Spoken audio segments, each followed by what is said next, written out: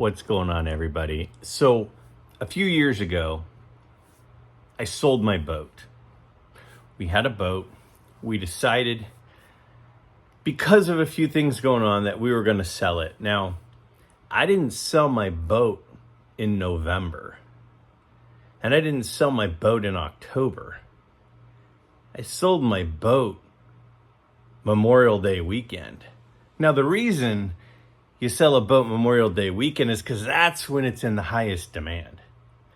That's when you're going to get your most money for the boat.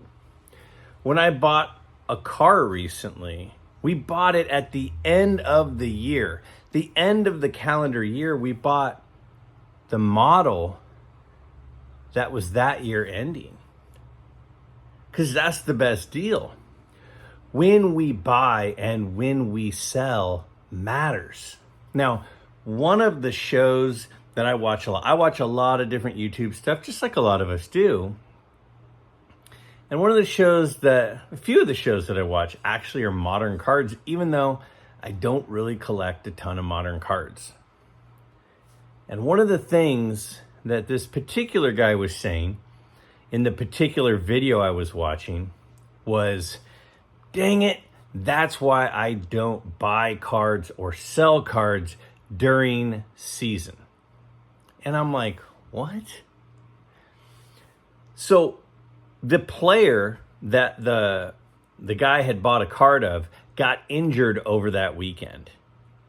And for modern collectors, and I should say more modern dealers, those guys are playing musical chairs, right? It's when, you know musical chairs where there's a couple of chairs, there's like 3 people, there are more people than there are spots, and you just want to find a seat when the music goes off.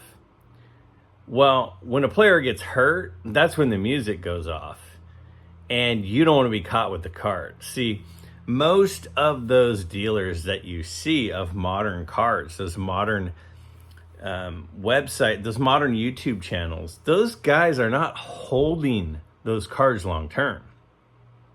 They are buying them and selling them as fast as possible. And so the point that they were making was, like right now, a lot of those guys are buying and selling a whole bunch of football cards because they're not going to get hurt. Well, it's less likely that they would get hurt because it's in the off season. Well, the other point that was made is somebody in one of these particular videos said, yes, I know that a lot of the cards will go up once football season starts. And the cards will go up in value, but if the player has a bad season, or if the player, gets hurt, then the card value would go way down. So it's riskier to deal with cards in season.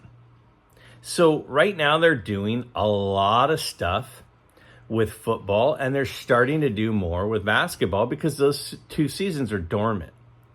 So if you watch any of those modern card YouTube channels, you probably noticed they're not doing a lot of buying and selling of baseball players right now because that's in season.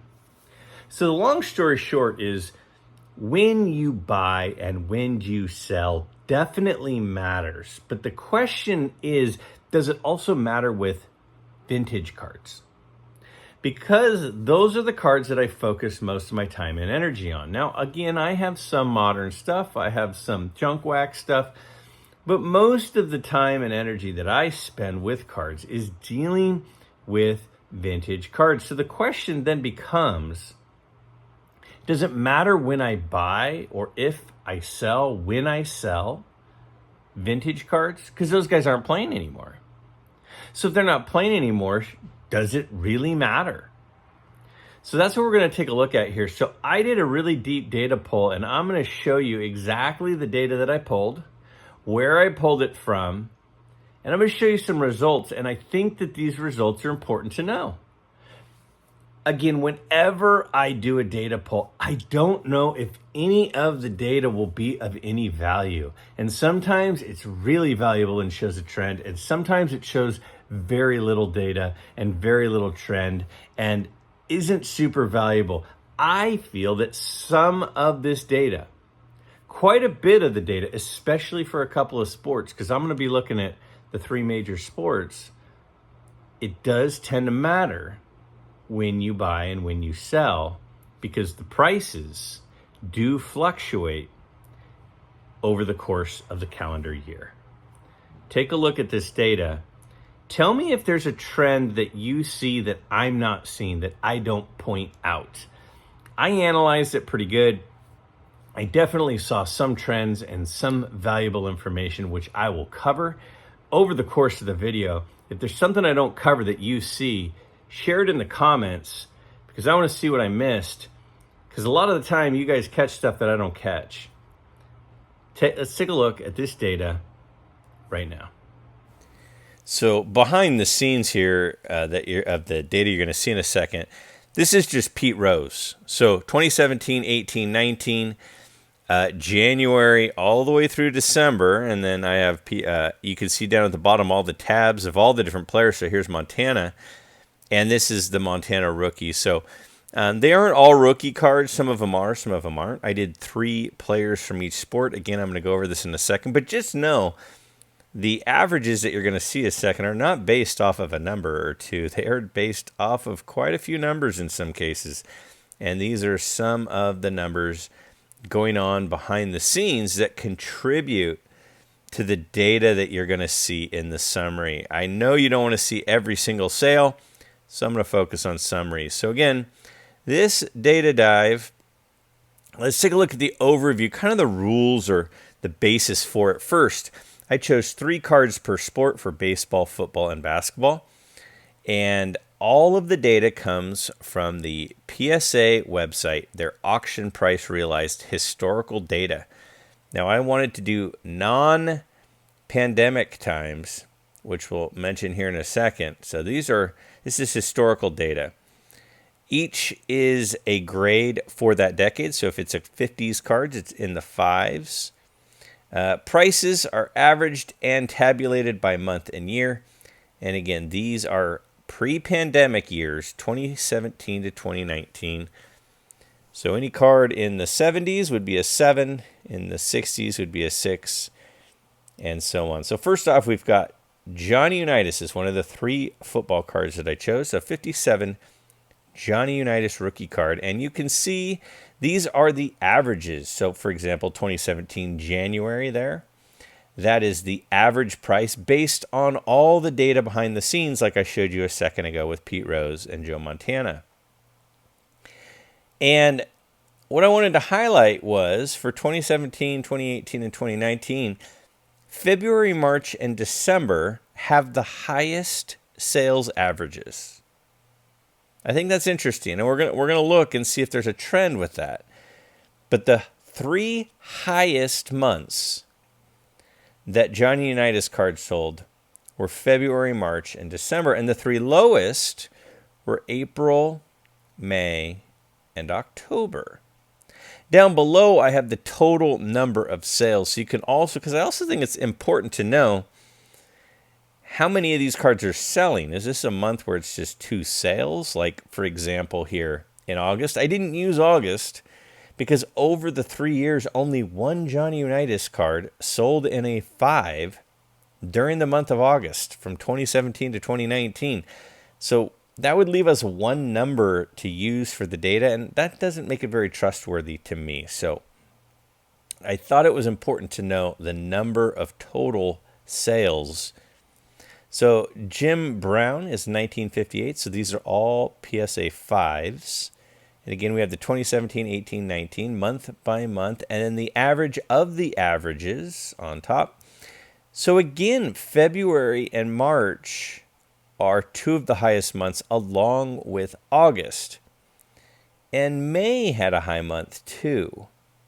So for Jim Brown, the 4 highest months that kind of stood out to me were February, March, May, and August. And so it's always interesting to take note of when are they selling at the highest, and then the months that's the lowest was January, July, and October.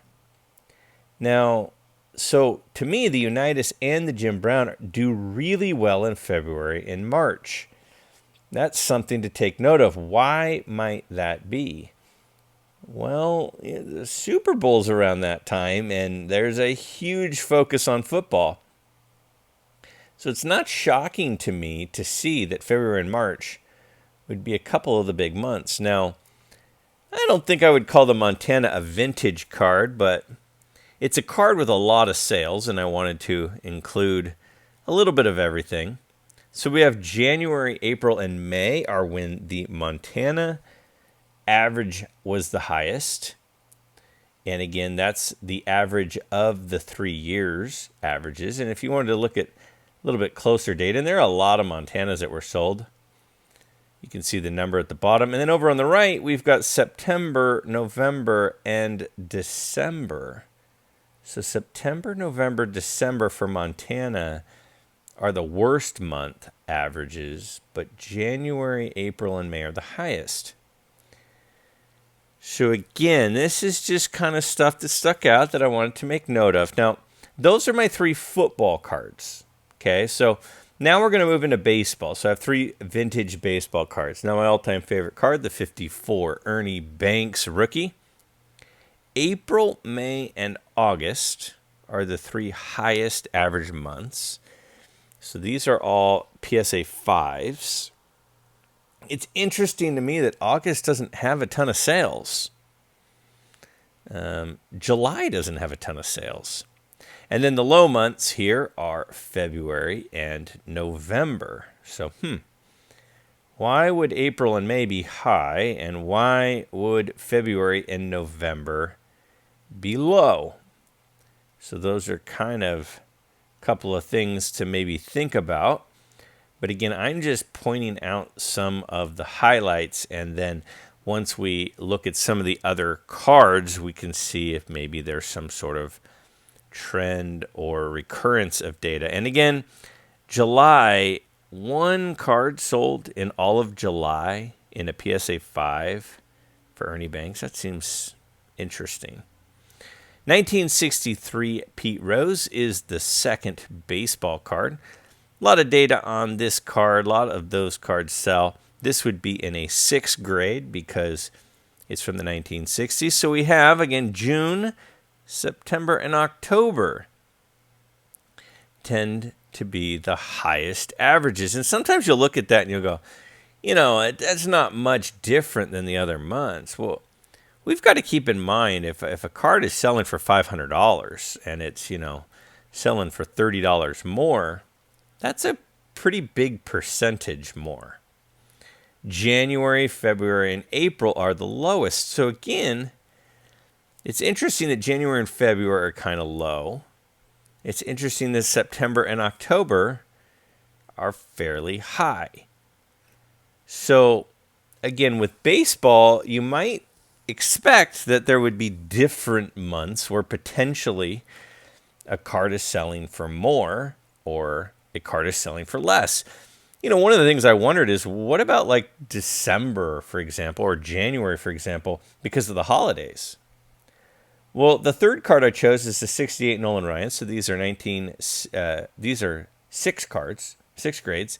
Again, we're looking at 2017, 18, 19. So we wish we could buy them for this at this point, but we can't. So we have August, September, and October are the highest. So the fall months there continue to be high, and then the low months are December, January, and March. So there seems to kind of be a little bit of a trend, especially, I think, with baseball. Now, with football, it was interesting to me that the couple of months right around the Super Bowl were the highest in a lot of cases, and it's interesting that the months right around the playoffs and the World Series are the highest for baseball. And the off season for baseball definitely seems to be the coldest, even for vintage cards. I think that's interesting, but we'll look at that again closer in just a second. So we'll look at the 72 Julius Erving is the first basketball card we're looking at. So we have April, June, and November stick out as the months with the highest average. Again, now in some of the cases, the difference is huge. In some of them, it's not. it's interesting to me that there are some months that no sales took place. And then we have January, February, and September are the lowest, which is really interesting because January and February are kind of in the stretch run of the basketball season. You know, it's really starts in October. So we're in about months 4 and 5 in January and February, but that's when it's kind of cold. At least it is for the Dr. J rookie card. Now, the 61 Bob Cousy, when I pulled this card as one, I pulled it because I liked the card. I didn't realize so few would be sold. So this data isn't super valuable to me because there are so few cards that sold. So in this one, the thing I felt was more important was to look at when are cards actually selling. So in April and in November, those were the 2 months that the most Cousy cards sold. That seemed more important to me than what they sold for. Because again, if you have just one sale, it's hard to know what that is meaning and what that's worth. January and July, however, there wasn't a single 61 Bob Cousy in a 6 that sold in January or in July over this 3-year period. So that's interesting. So to me, those are really the cold months, if not a single card sold in January or July. So again, January shows up as a low month, which is right before, you know, the playoff picture starts to shape up. Now, the good months for the Kareem Abdul-Jabbar, a.k.a. Lou Alcindor rookie card, is February, April, and July are the 3 highest months. In quite a few sales of this card, there's just a couple of months. Look how cold October is. Only 2 sales over the 3 years. Some of the other ones are, you know, around 10. And then the cold months here are May, September, and November. So January's fine. February's up this time instead of down like it was seen before. So it's I don't really see too much of a trend with the basketball. So for me, my key takeaways when I look at this particular grouping of data is, first off, football sales seem like they're the highest in February and March, which does not surprise me because that's right around the biggest football-focused day of the year of the Super Bowl. Baseball seems at the start of the baseball season, so in late spring, early summer, and then September and October around the playoffs, that's when they tend to peak pretty consistently. Right at the start of the season and right during the playoffs, baseball prices spike. And baseball prices definitely dip during the off season in December, January, and February. So it does seem to matter for baseball. And football, it does seem to matter on the high side around the Super Bowl. Basketball, though, I just don't really see any sort of reliable, consistent trend that I could consider as important data. What do you guys think of this data? Is there something in there I missed? Would you consider using this when deciding when to buy or sell?